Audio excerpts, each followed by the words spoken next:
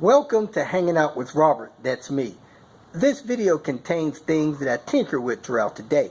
For step-by-step detailed instructions of those tasks, you can click on the links in the comment section below. I plan on leaving this video accessible for about 30 days. After that, you can view it through my Patreon account. This video also has tips and tricks that I've learned over the years. So, thank you very much for watching.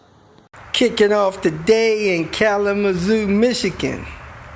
Last night, me and Dan checked out this engine as best we could. He's planning on putting this engine along with a manual transmission into that Saffron V70 here in a few weeks.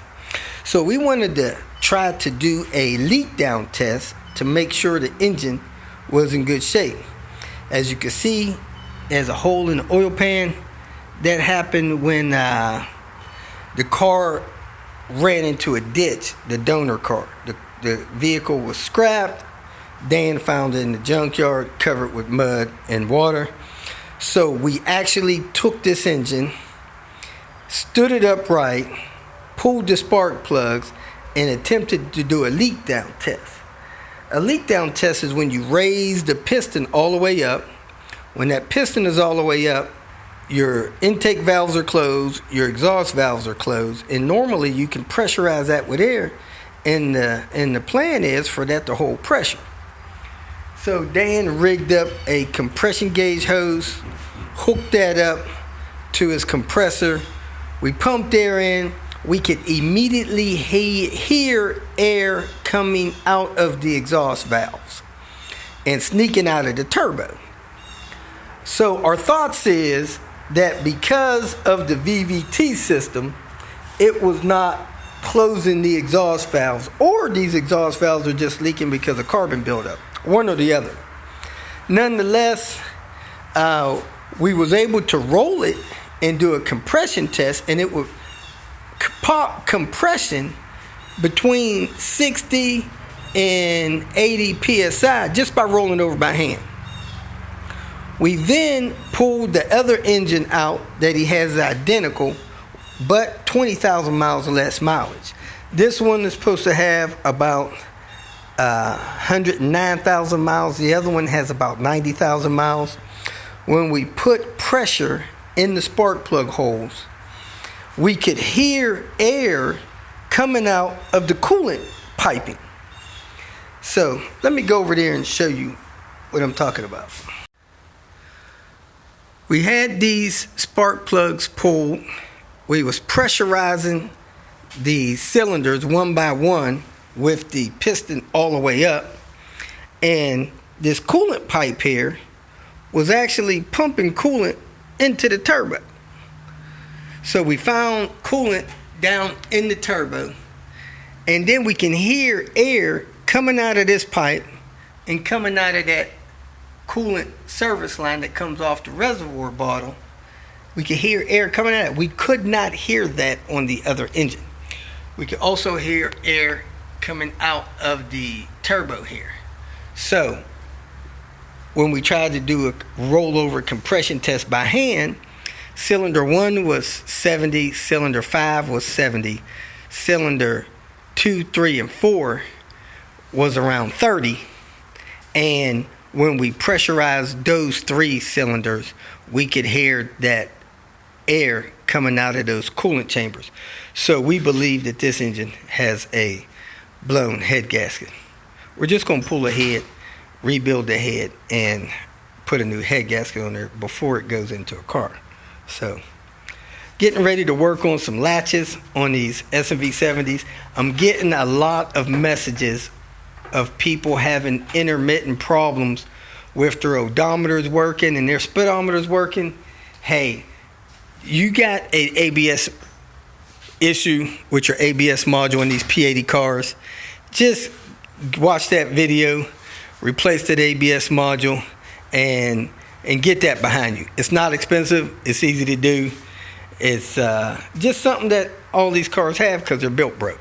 So let me get started, get these latches out here, get them cracked open, and start fixing these latches, because that's also a common problem on these P80 cars. Here's a latch out of a S70, V70 vehicle, and the little motor is in this part.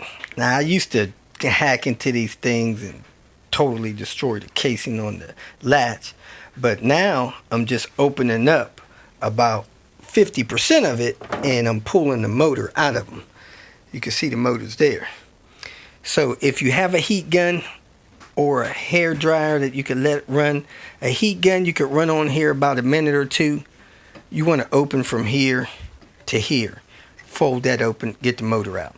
So I'm heating it up about a minute or two. If you got a hair dryer, that may take 5 minutes. Then I'm creasing it with a box cutter or this here, running down here with this little hook blade knife. Dan calls it a carpet knife. Dan's got a little vise workbench table here. I put it in here, not hard enough to break the casing or the latch, but enough to hold it.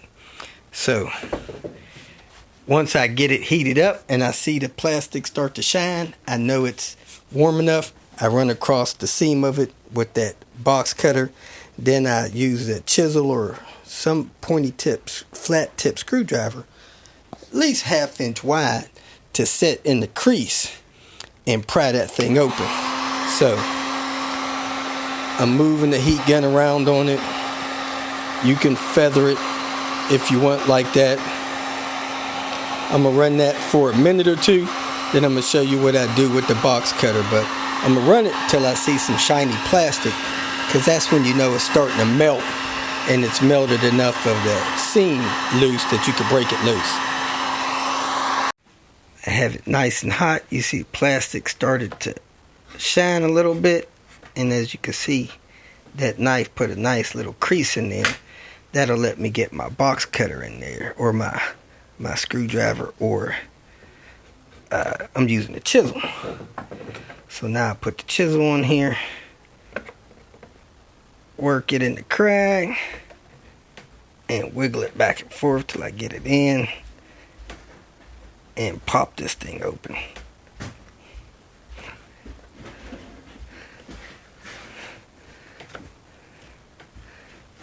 Might have to take 2 hands to do it. Let me get over here and try some more.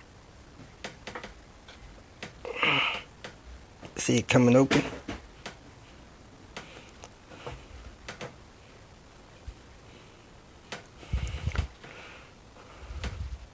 Hey, Robert.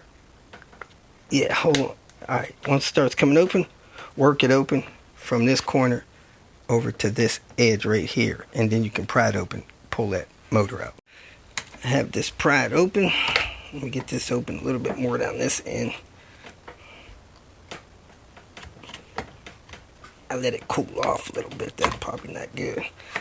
But pull it open. Pull your motor out. You might need to put your sharp object in there to get your motor out so that you can work on the motor. Right. Sneak it out of there so you don't have to take the whole case open and have to re-glue the whole case. Of course, this works better with 2 hands. I'm tearing open these latches so I can get at these motors that are inside the latches.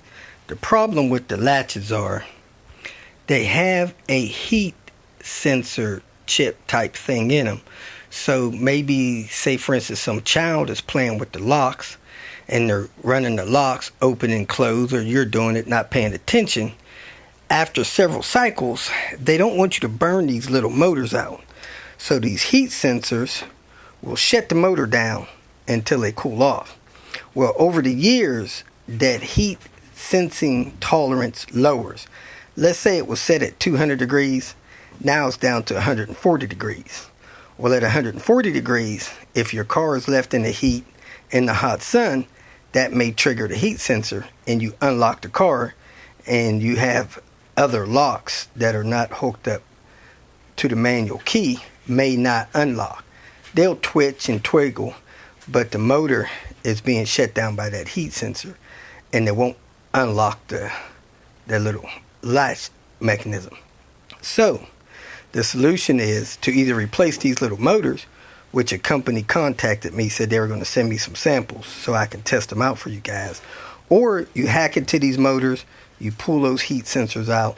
You put a piece of contact metal in there, copper or aluminum or whatever, and then you put it back together. And then you no longer have that protection against overheating the motors, but on the flip side of it, you can now unlock your vehicle and unlock all the doors without this heat problem with these little motors. So I opened the latch mechanism body half open so I could sneak the motors out.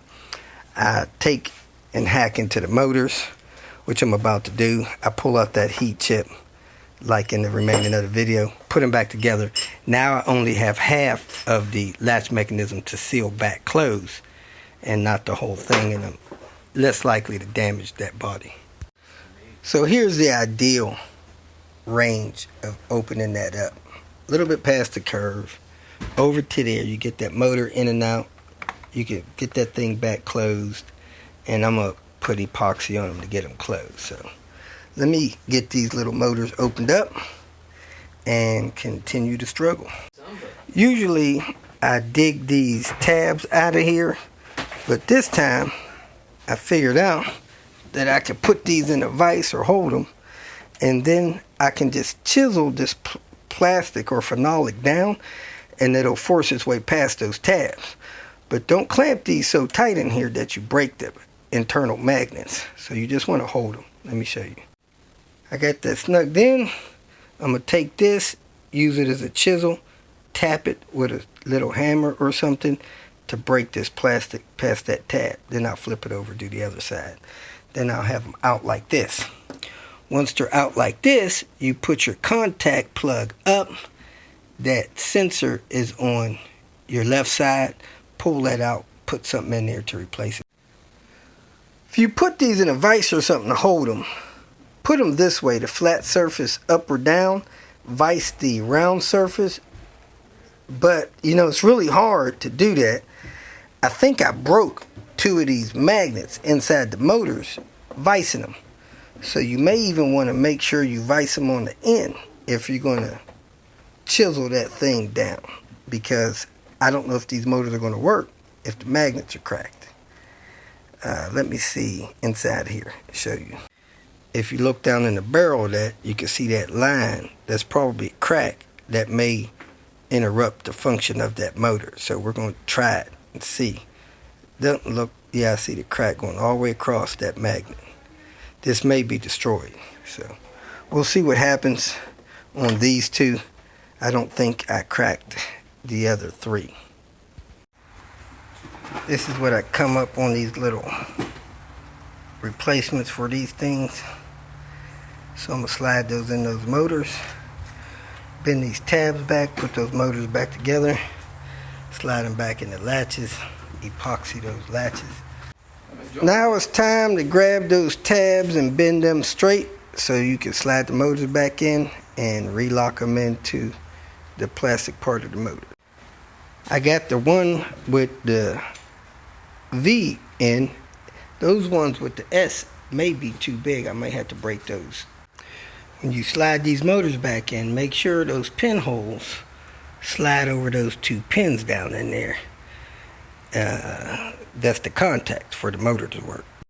Motor sits down in there like that. The gear sits on the plastic gear. Pin down there, pin down there. Close it, seal. Your tactic for selling the car is you get the Armor All new car smell. If you feel that this information was useful, please like it and share it with your social media friends. You can subscribe to my channel so that you will get notifications of future videos that I post. You can follow me on Twitter, and if you need to contact me directly, please visit my website. And if you have any questions, leave them below, and someone or myself will reply to them. Again, thank you very much for watching.